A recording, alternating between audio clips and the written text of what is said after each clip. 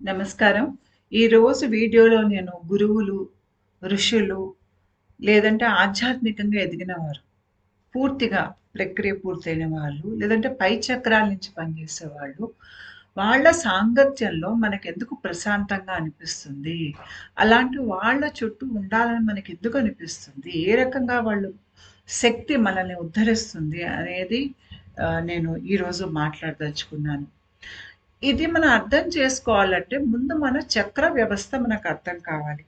ప్రతి ఒక్కరికి మన దేహంలో ఉన్నటువంటి 7 చక్రాలనేవి బాగా తెలుసు. కానీ అన్నింటికన్నా దిగువన ఉన్నటువంటి మూలాధార చక్రం కంటే గూడా కింద మీకు కాళ్ళల్లోకి, పాదాల వరకు మీకు ఇంకో 7 చక్రాలుంటాయి. అవి ఇక్కడ మీకు రెండో బొమ్మలో కనిపిస్తున్నాయి. అతల, వితల, సుతల అని చాలా ఇంకా ఆహ్, పాతాళం వరకు మీకు చాలా చక్రాలుంటాయి.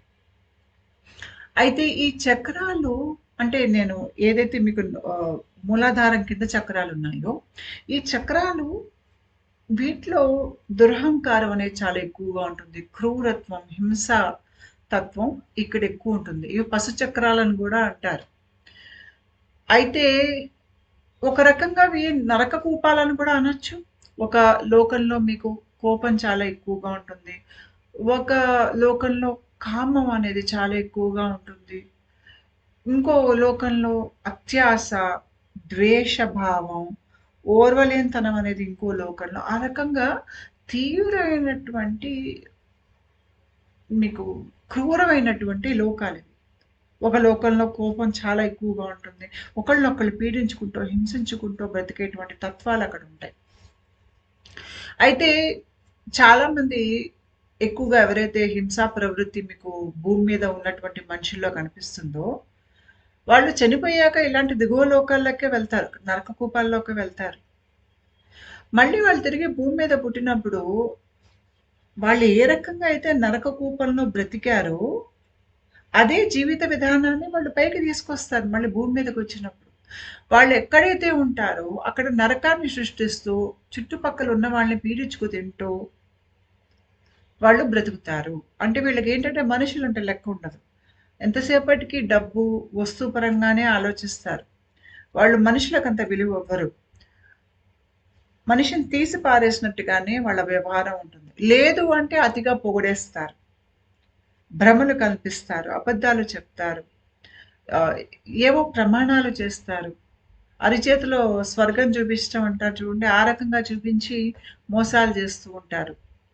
ఎంతసేపటికి వాళ్ళ శక్తిని, యుక్తిని, ఎదుటి వాళ్ళని కిందకి లాగి పడేయటానికే వాడతారు. ఎదుటి వాళ్ళలో తీవ్రమైనటువంటి బాధని, మానసిక వేదన, శారీరక వేదన, ఎదుటి మనిషిని వీలైనంత వరకు వాడుకోవటం, వాళ్ళని భయపెట్టటం, అదుపులో పెట్టుకోవటం. వాళ్ళ ఆలోచనలన్నీ ఈ రకంగానే ఉంటాయి. వాడంతా వాళ్ళు గొడవలు సృష్టించటానికి, ఒక గందరగోళ పరిస్థితిని సృష్టించటానికి, అపార్థాలు పెంచటానికి, ఈ రకంగానే వాళ్ళు వాడతారు సమస్యలు పెంచటానికి. వీళ్ళకి ఎంతసేపటికి ఇమేజ్ బిల్డింగ్‌లో వాళ్ళు ఎక్కువగా దృష్టి పెడతారు. అంటే వాళ్ళ అసలు తత్వాన్ని వాళ్ళు మార్చుకోకుండా వాళ్ళలో ఉన్నటువంటి లోపాల్ని, దోషాల్ని అర్థం చేసుకొని, వాళ్ళని మార్చుకోకుండా వాళ్ళేం చేస్తారంటే బయట 10 మందికి నేను మంచివాడిని, మంచి మనిషిని అని చాటింపు వేసుకోవటానికి, అడ్వర్టైజింగ్‌కి, గొప్పలు కొట్టటానికన్నట్టుగా ఇమేజ్ బిల్డింగ్‌లోనే వాళ్ళ జీవితం అంతా గడిపేస్తారు.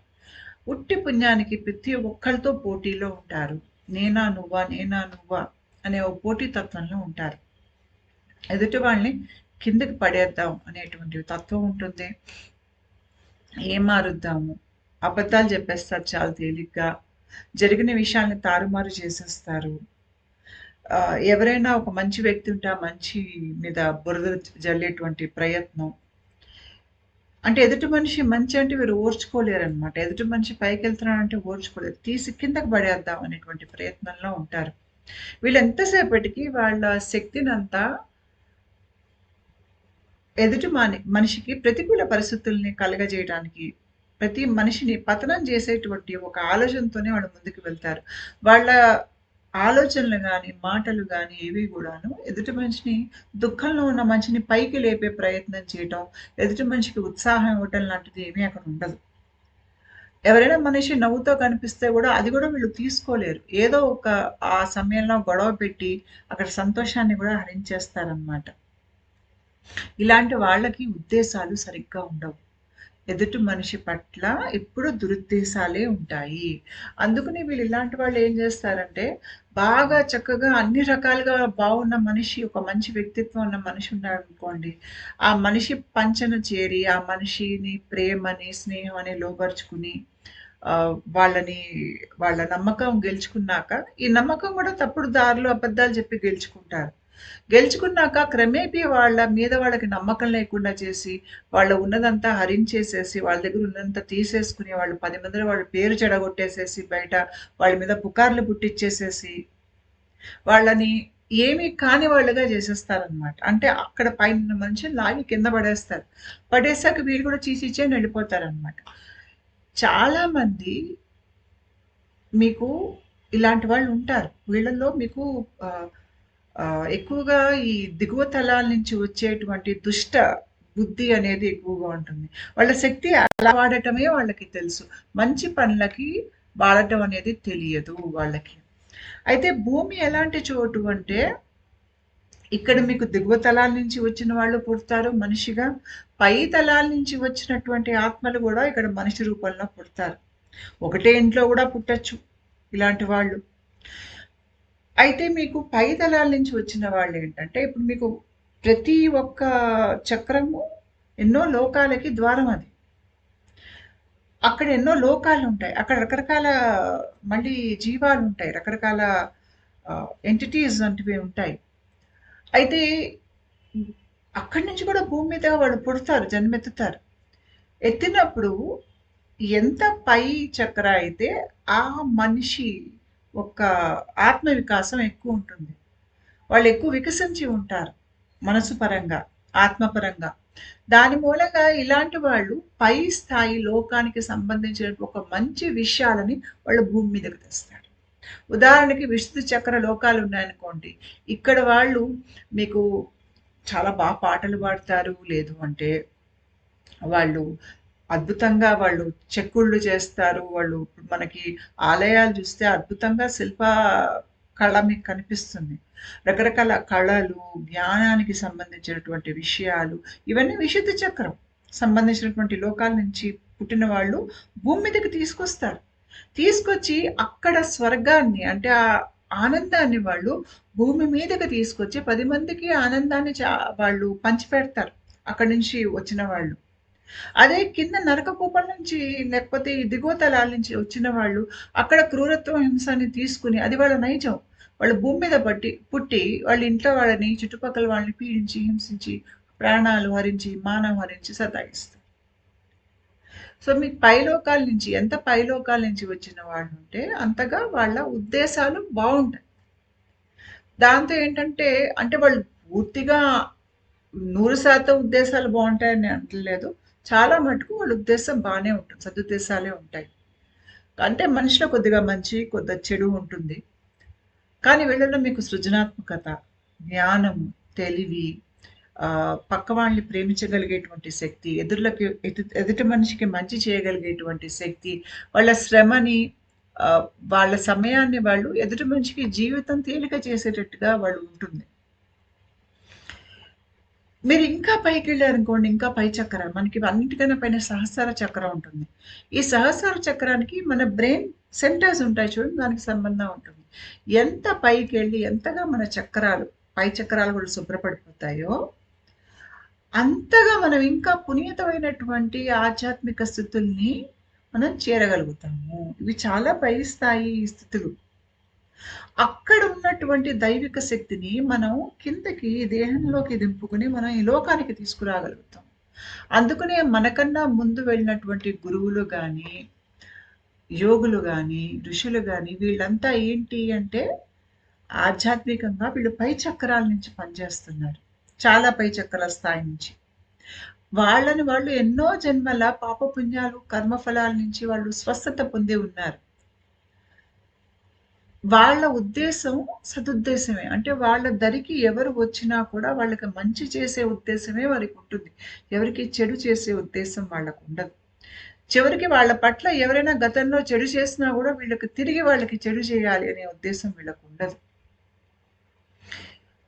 అందుకనే వాళ్ళ చైతన్యం పై స్థాయి నుంచి పనిచేస్తుంది. ఇలాంటి వాళ్ళేంటంటే అక్కడ ఉన్నటువంటి పై స్థాయి దైవిక శక్తి మనకి ఏదైతే అక్కడి దాకా మనం వెళ్తే గాని మనకి అందుబాటులోకి రాదో, అది భూమి మీదకి రావాలంటే దానికి ఒక మార్గం కావాలి. ఆ మార్గం ఏంటి అంటే ఈ గురువులు, లేదు అంటే యోగులు.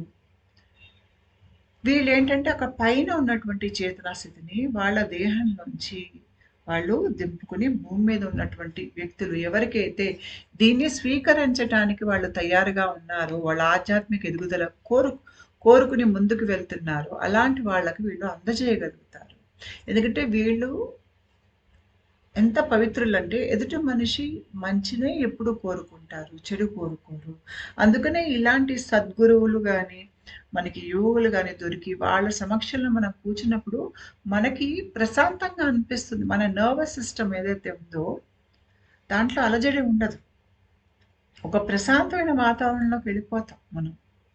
ఎందుకంటే ఆ పై స్థాయిలో ఉన్నటువంటి ఆ చేతన స్థితిలో ఉన్నటువంటి ప్రశాంతత మీకు వీళ్ళ సాంగత్యంలో కనిపిస్తుంది.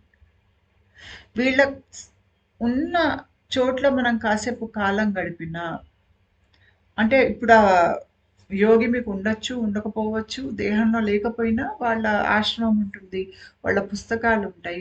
ఆ వాతావరణంలో మీరు కాసేపు ఉన్నా కూడా ఆ శక్తిని మీరు పీల్చుకుంటారు. దానివల్ల మీకు ఎన్నో జన్మల కర్మ రుణాలు నుంచి ఏదైతే మనం బాధపడతామో, చాలా మానసిక వేదన అనేది అనుభవిస్తాము. జీవితంలో సమస్యలొస్తాయి. అవి గూడా మనకి తొలగిపోవటం మొదలుపెడతాయి. వీళ్ళ ఉద్దేశం ఏంటంటే ఎంతసేపటికి ఎదుటి మనిషిని పైకి లేపేటువంటి ఉద్దేశమే ఉంటుంది. ఇలా మన పట్ల పూర్తిగా సదుద్దేశం ఉండేవాళ్ళ సంఖ్య జీవితంలో చాలా తక్కువ మంది ఉంటారు.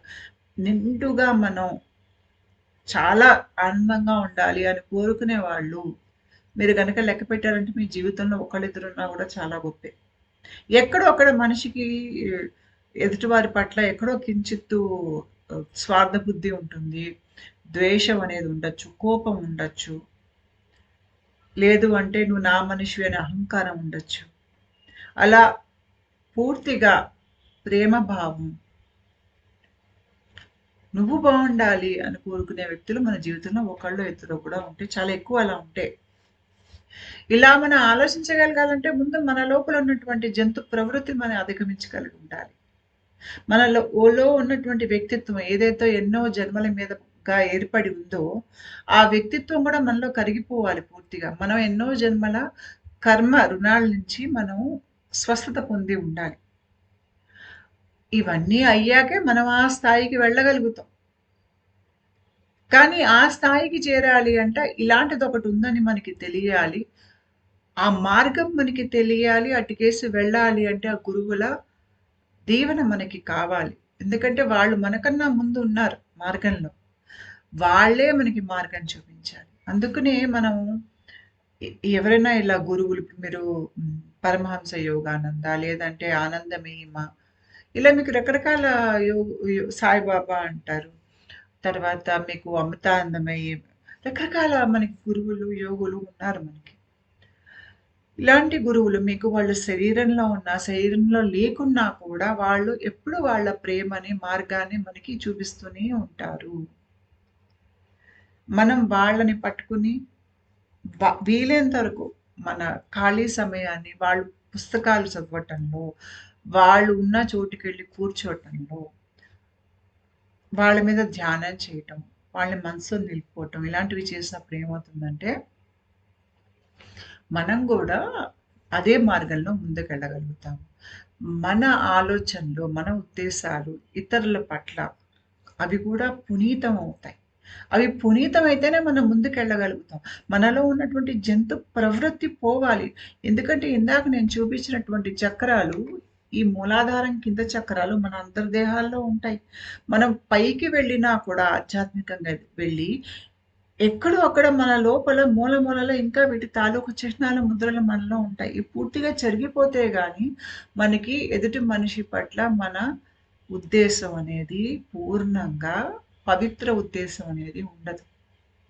అలా మీ పట్ల ఒక చక్కటి ఉద్దేశం ఉన్నటువంటి ఒక శక్తి ఉంది అంటే అది ఒక సద్గురువుల ఒక శక్తి, లేదు అంటే ఒక దివ్యాత్మల ఒక శక్తే. వాళ్ళలోనే అది ఉంటుంది. వాళ్ళ అడుగు జాడల్లో నడిచి మనం కూడా అలా ముందుకు వెళ్ళినప్పుడు మనమే వాళ్ళుగా అవుతాం. దానికి మనకి వాళ్ళ దీవెనలు తప్పక కావాలి. నమస్కారం.